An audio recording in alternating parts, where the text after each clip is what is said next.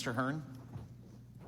Thank you, Mr. Chairman, for holding this important hearing today. Mr. Werfel, last November, 2 Democrat senators in press releases bragged about the pressure they put on you and the IRS to delay implementation of the new 1099-K threshold that passed in the Partisan American Rescue Plan. Both of these senators previously voted in favor of the change. The Democrat senators also bragged about the IRS decision to change the threshold to $5,000, which it would seem to not have the authority to do so. With all due respect, Mr. Werfel, and I know you're in a tough job, but this looks like you're blatantly not enforcing the law and are also unilaterally changing law because Senate Democrats in the current administration are having second thoughts about just how terrible this policy is that's been enacted. It is my job to provide oversight on this, and the American people do not trust this administration. And why would they, when this administration does not enforce a law that passed through a Democrat-controlled Congress and was signed by a Democrat president? Now that we are in an election year, President Biden's administration refuses to implement the law and unilaterally change the law in a favor because the law on the books is politically unfavorable and punitive to the average American. My colleagues will touch on this, have touched on this for you, but I want to ask you a question regarding the direct e-file program that's just been recently implemented. Isn't it true that private sectors provide free return preparation services outside of the government free file program? Yes. What's that estimate of how many they've done based on your data?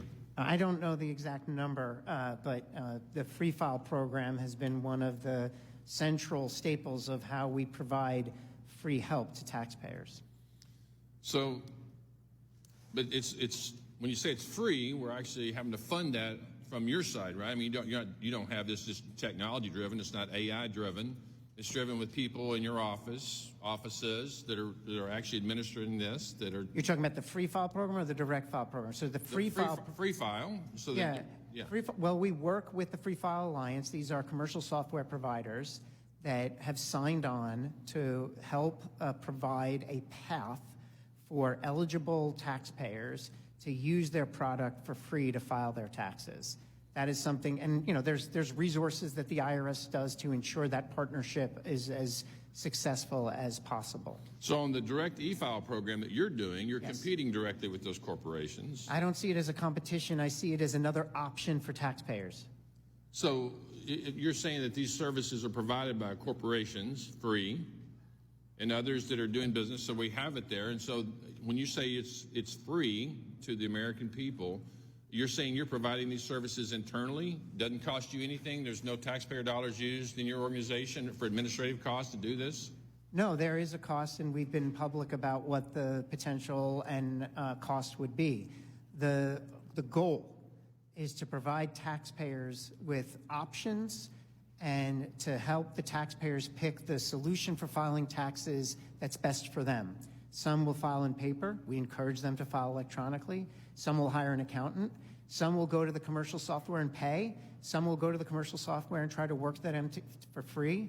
And what we heard from taxpayers, and we heard it pretty loudly, was that there was an interest in having an option where they could file directly with the IRS for free. And we wanted to test whether that option was viable. Mr. Werfel, with all due respect, isn't that the sort of the old phrase that Ronald Reagan used, we're from the government, we're just here to help? I mean, it's not free. I mean, listen, we've given you billions of dollars. This is not free for you to provide this service to American people. When I know it might be shocking, but from the data we've gotten from these commercial companies that you've described, somewhere 29 million tax returns been filed through the direct for the free file program that they have out there.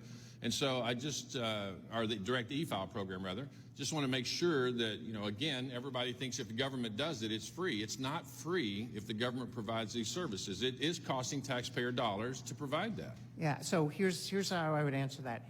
I would change the President Reagan statement a little bit. We're from the government, and here's an option. And if you don't want to use the option, you don't need to. And we're just piloting it this year, a small-scale pilot. So what's going to happen is we'll evaluate what was the cost, what was the experience, is there a demand for taxpayers? Do taxpayers want the IRS to provide this option? Yeah, Mr. Werfel, all due respect, I've only been up here 5.5 years, and this is the age-old thought, and this is long before you got into government and I got into government.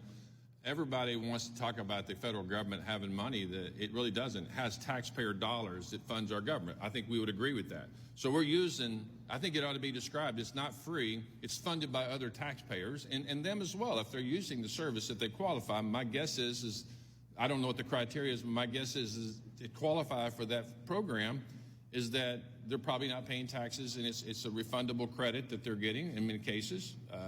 But I'm just saying it's not free. And we should say it's paid for by taxpayer dollars. And this misnomer that we get government services for free is just not true. It's disingenuous. I yield back. Ms. Sewell. Thank you, Mr. Chairman, and thank you, Commissioner, for being here today so that we can talk about the very important relationship between taxpayers and the IRS.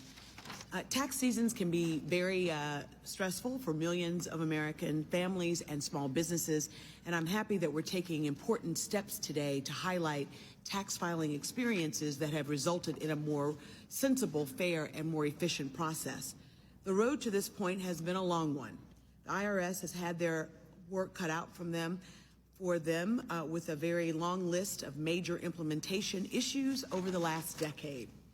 But today I'm glad to hear that the IRS, through the passage of the Inflation Reduction Act, is improving its interactions with the public. Last year, in this very same setting, you and I were able to discuss the well-documented reports over the last few filing seasons that recipients of the Earned Income Tax Credit face significantly higher audit rates than other taxpayers. These findings were discussed in detail, and I appreciate our colloquy. EITC audits are more heavily concentrated in the southeast of the United States and including many of the counties that I represent in Alabama's rural and underserved Black Belt. In fact, Greene County, Alabama, in my district, was among the 10 most audited counties in the country for EITC recipients. And I venture to guess that the median income for a family of 4 in Greene County is less than $30,000 a year. Since our conversation last year, you penned a letter to Congress in September of 2023 mentioning the administration of additional steps and an initial round of changes that have been made regarding the audit process for EITC. I do believe accountability is a direct result of transparency, and with that, the opportunity to ask you whether or not this initial round of changes that you highlighted in the letter to Congress has resulted in less audits on underserved communities. It will. I want to start by saying it is, there are certain solemn responsibilities that the IRS has that we have to meet our mission.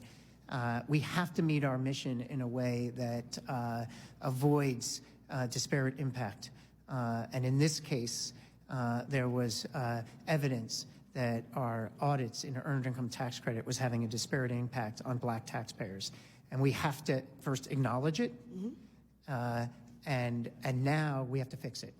And one of the significant things that independent study reported was driving the disparity was the volume of EITC audits. So one of the key things we've announced is a significant and dramatic reduction in the number of EITC audits planned for this coming tax year as a way to address it. We also are testing changes in the audit selection algorithm that we have a hypothesis will remediate the disparate impact that has been occurring. And it'll take a little bit of time to validate that. We hope to update that, maybe in the fall, where we have more data to make sure that we're reporting publicly that the steps we took had the impact that we wanted it to have. Well, I will definitely be awaiting such a report. I think it's really important that we don't target certain populations, especially those that are underserved populations, and for something as important but not often claimed like the Earned Income Tax Credit. So I look forward to working with you in any way I can to help address this issue. As you rightfully said, it is disproportionately affecting African American taxpayers, and it really is unacceptable in this day and age. So I thank you for your candor, and I look forward to working with you to see if we can reduce those numbers. Thank you, Congresswoman. Mr. Smucker. Thank you, Mr. Chairman. Good morning, Mr. Werfel, Commissioner. I'm actually okay with audits. We want people to pay their taxes, and there should be a random way of selecting some tax returns to ensure that there's an incentive for people to comply. I do want to, however, get your thinking about some statements that you made this morning. You've multiple times talked about high-income earners. You've talked about millionaires and billionaires. You've talked about complex tax returns in the same sentence as tax avoidance and tax evasion. Do you believe that millionaires and billionaires are all tax cheats? I do not. Do you believe that there is a reason for complex returns other than to avoid taxes? Absolutely, there is. What would be some of those reasons? Well, here's my understanding, that CFOs of major companies, they have a responsibility to their board and to their shareholders to find the most tax advantage status. The concern, and they should. So it would be a problem for you if they took a legitimate tax deduction? No, if their return is accurate and complete and legitimate, great. But that's not the concern that we have. That's not the issue. The issue was that because the IRS was not auditing our audit rates were anemic, because we weren't investing in keeping pace, that these efforts in certain cases got to aggressive avoidance and then even evasion. And I can give you examples of where it's more prolific, and that's really where we want to focus. It's where these efforts it's troubling to me when you keep using those terms in the same sentence as if all high-income earners, who, by the way, are paying most of our taxes, are all looking to avoid taxes, because that's not my experience with business owners, with corporate leaders.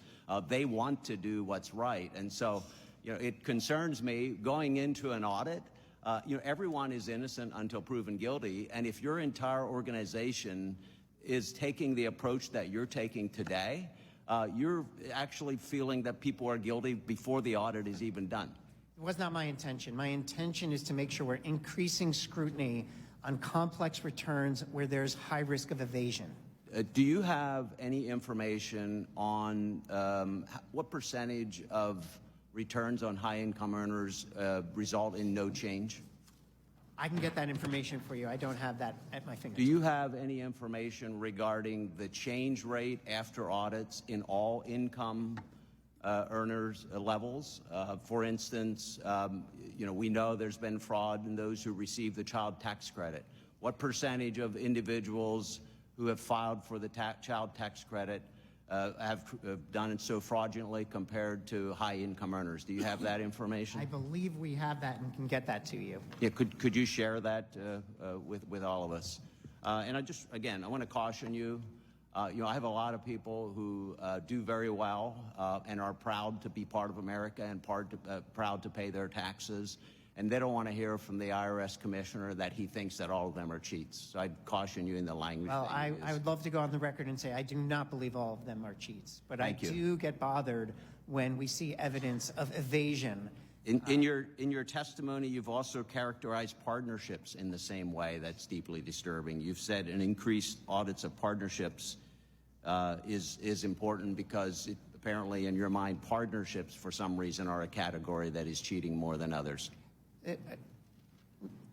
Congressman, what we're trying to do actually is bring our audit rate back to historical norms. It's been anemic.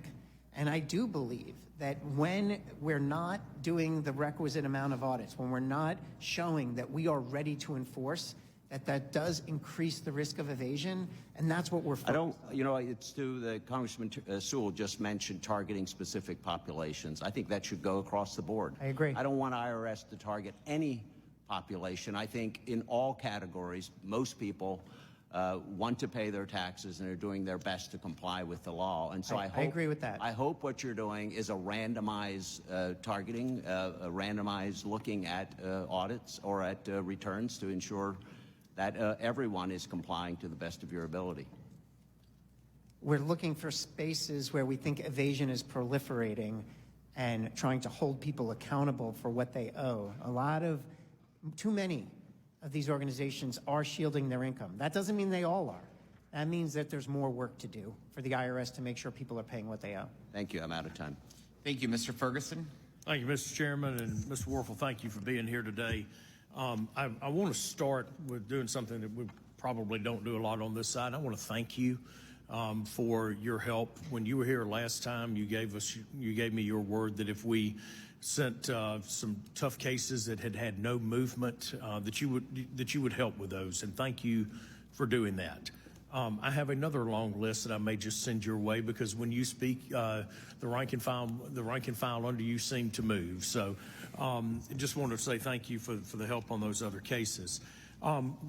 Two things I want to touch on. Number one, the problems in the employee retention tax credit have been well documented and well discussed here today. This committee, in a bipartisan way, along with the House, passed a pretty significant piece of legislation the other day, and at the heart of it was dealing with the employee retention tax credit. Can you speak to how important that legislation was into preventing the fraud and helping the IRS work through the legitimate claims on that? Can you speak to that, please? Yeah, I mean, it's the legislation that's under consideration, for example, that would prohibit ERC claims from coming in after a date certain. I mean, one of the things that impacts our ability to make sure that we're getting to the eligible claims amongst the ineligible is the size of the inventory. And the more our inventory is flooded with ineligible claims, and right now, we're still, once we issued the moratorium, the influx of claims dropped in half, but it's still, I think we got 17 to 20,000 last week. So we're still, that inventory is growing, and it's growing with a lot of ineligibility. So we're helping us pause the incoming at this point so we can find those that have submitted that are eligible. We need that help. And so again, stating that the legislation that we passed could provide a significant savings to the American taxpayer. I believe that. Thank you for that. Next item, and my colleague from Pennsylvania, Mr. Smucker, touched on this, and as he was talking about it, I said, I think he looked over here and looked at my notes. You know, we talk an awful lot on this committee about, and we debate going back and forth with these complex corporate tax returns and high-income earners. But we know that there's a tremendous amount of fraud in the earned income tax credit space, child tax credit space. If you had to look at what you think the corporate fraud is versus the total dollar amount on the earned income tax credit and child tax credit, either through improper payments or fraud, how do those two numbers compare? Well, I actually think they're both important. I don't have the side-by-side ledger in front of me. Okay, all right. So, but they're both important. Both material. All right. So you have said that you need money to beef up audits for partnerships, complex tax cases where evasion is more likely, right? Okay. How much effort are you putting into, and would you recommend that we look at reforming the tax preparer space and going after the folks that actually are committing fraud at the lower end of the income spectrum? Yeah, if they're both there, I haven't heard my colleagues on the other side of the aisle, they have been railing against corporate America and high income earners, but they lack the same religion when it comes to going after people that cheat the system in the earned income tax credit space. I'll tell you, Congressman, what's very motivating, and I mentioned it in my opening remarks, protecting honest taxpayers who are being victimized and the tax system using them to victimize. So the example that drives me crazy, and I want to make sure that we address it, is a nefarious preparer who coaxes an innocent taxpayer in, promises them an earned income tax credit quickly, whereas they could get it just as quickly from us, and then rips them off in some way, shape, or form. Sure, the predatory lending practices that go along with this are pretty grotesque, And, you know, I would love to work with our colleagues on the other side of the aisle on a really meaningful piece of bipartisan legislation that goes after the folks that really are committing the fraud at the lower end of the spectrum. It's important. Look, I'm sort of like my friend from Pennsylvania here. We want the IRS to do its job. We believe that audits are important, but they should be fair and they should be non-discriminatory, and they should be at both ends of the spectrum. Yeah, So with that- understood. And that's a first principle we have. We want, just like with the high income, where there's nefarious activity, for sure, where there's blatant disregard and purposeful evasion, for sure. And at the lower end of the income bracket, when we have nefarious actors like the one I just described, that's where I'd like to focus, rather than an audit program that impacts too many honest taxpayers. And I'll go back to this, with the right investments, we can be more surgical. Look, what you just said, excuse me, Mr. Chairman, I know I'm over my time, but when you got to have a program that's fair for everybody. You talk about just going after the preparers. You have to also go after the individuals that are knowingly defrauding the system. And with that, Mr. Chairman, my time has expired. Thank you for the indulgence. Thank you. Ms. Del Bene? Thank you, Mr. Chairman, and thank you, Commissioner, for being with us today. After years of neglect through decreased appropriations, the IRS finally received the influx of resources it needed to improve and update its operations. In the year and a half since the Inflation Reduction Act was signed into law, we've seen the impact of these resources. Some of these successes include call time responses decreasing from 28 minutes to 3 minutes, the backlog of 2022, individual returns now cleared, and launching new digital tools to help taxpayers. Yet, unfortunately, Republicans want to continue getting the agency's funding, so we should be ensuring the IRS has multi-year sustained funding to continue building on these successes. Mr. Commissioner, I wanted to know if you could speak to the IRS's enhanced enforcement efforts and specifically how the use of AI is helping to identify non-compliant taxpayers. Yeah, so thank you for the question. And we have to make investments to make sure that we are precisely finding where the evasion is most problematic. And in particular, in these complex situations, for example, with money moving across international jurisdictions, money moving into wholly owned subsidiaries, it can be tough to find where the evasion is. And we can invest in AI-powered analytics to really better understand and increase the likelihood that we're seeing the evasion and selecting the right cases for audit. And so that's where these investments are going, into making more sophisticated models to make sure we're selecting the right cases and finding the evasion where it is. Thank you.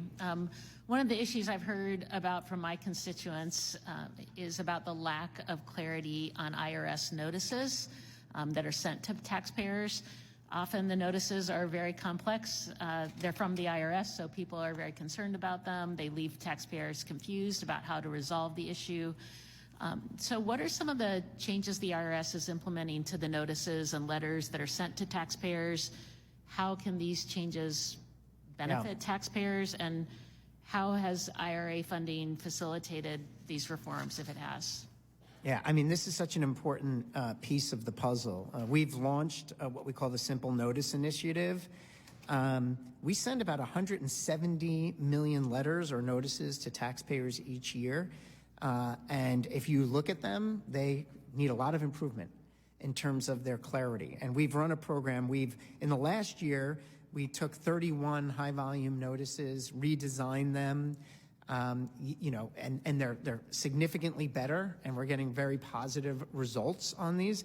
And now heading into 2025, we're now scaling. And so by next filing season, so when I'm sitting here next year, if we're successful, 90% of the total volume of notices will have gone through this effort and be redesigned and simplified. And we anticipate that's going to be very beneficial for taxpayers. In some of the early results that we're seeing, taxpayers are going to our online tools and using them more than calling in the call center. That means they're getting faster responses. So very positive results just from clarifying what we're asking taxpayers to do in these notices. No, hugely important, and so thank you for that. Also, federal and state laws require professionals like doctors and lawyers to not only obtain licenses or certifications, but also to pass competency tests. And while some tax return preparers must meet licensing requirements, many tax return preparers do not have minimum competency requirements and therefore are not credentialed. Commissioner, I was wondering how taxpayers who use non-credentialed preparers are harmed by doing so, and how would establishing minimum competency standards help protect taxpayers? Yeah, this has come up a few times in the hearing. We do have a risk with preparers that are not serving their clients well or their customers well. In some cases, just not providing appropriate and suitable tax advice. In some cases, actually stealing from them, or in some cases, leaving them with a financial mess on their hands. And so more can be done. And we have, the administration has put into the president's budget previously changes that would allow us to require more credentialing of these preparers before they would be able to provide tax advice or preparation services. I think it's an important thing because people are being victimized, and as I said earlier, one step the IRS can take in partnership with Congress to show that we're on the side of taxpayers is disrupting those moments of victimization, and this is an idea and an initiative that could do just that. Thank you. My time's expired. I yield back, Mr. Chairman.